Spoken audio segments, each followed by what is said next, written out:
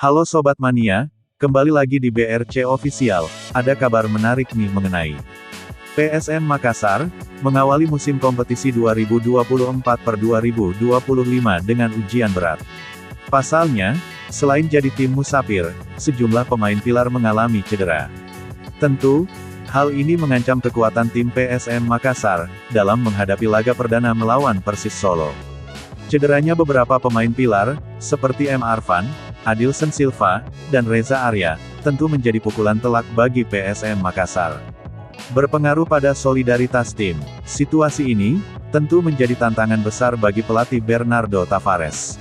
Namun, di balik tantangan tersebut, terdapat juga peluang bagi pemain muda, untuk menunjukkan kemampuannya. Beberapa nama seperti Abdul Rahman, yang sebelumnya tampil mengesankan di Piala Presiden, berpotensi mengisi kekosongan yang ditinggalkan oleh pemain senior. Duel penuh gengsi ini, pasukan Ramang yang bertindak sebagai tuan rumah, tentunya akan bermain all out untuk memenangkan duel ini nantinya. Kemenangan di laga perdana, tentu akan membakar semangat para pemain termasuk pecinta PSM Makassar. Sebelumnya, PSM dan Persis sudah bertemu di Piala Presiden 2024.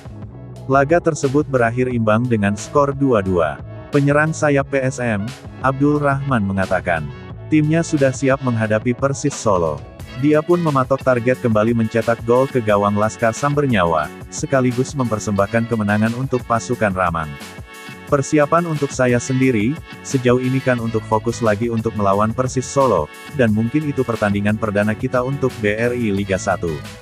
Target untuk sepak bola, pasti cetak gol dan untuk menang juga lawan Persis Solo, kata Abdul Rahman kepada wartawan di Stadion Kalegowa, Senin, tanggal 5 Agustus tahun 2024. PSM Makassar juga diuntungkan dengan hadirnya dua tenaga baru. Dua pemain muda PSM Makassar, Mufli Hidayat dan Sultan Zaki sudah bergabung latihan di Stadion Kalegowa, Rabu, tanggal 7 Agustus tahun 2024 sore. Nah itu dia sobat untuk update kabar hari ini. Bagaimana pendapat kalian sobat? Tulis pendapat kalian di kolom komentar ya sobat, dan jangan lupa like, komen dan subscribe.